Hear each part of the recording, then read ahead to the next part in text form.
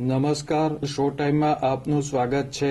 ભાવનગર જિલ્લામાં ચાંદીપુરા વાયરસથી એક બાળકનું મૃત્યુ થતાં આરોગ્ય વિભાગ દ્વારા લોકોને સાવચેતી રાખવા અપીલ કરવામાં આવી છે।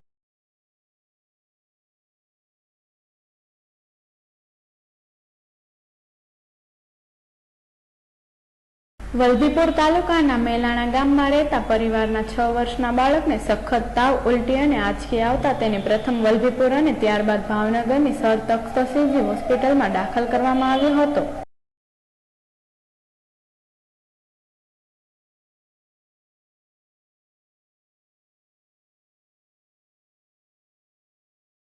હોસ્પિટલ ખાતે બાળકના મેડિકલ રિપોર્ટ કરાવ્યા બાદ સારવાર શરૂ કરવામાં આવી હતી। સારવાર દરમિયાન બાળકનું મૃત્યુ થયું હતું। આ બાળકનો ચાંદીપુરા વાયરસનો રિપોર્ટ પોઝિટિવ આવ્યો હોવાનું બાળકોના વિભાગના વડા ડોક્ટર મેહુલભાઈ ગોસાઈએ જણાવ્યું હતું।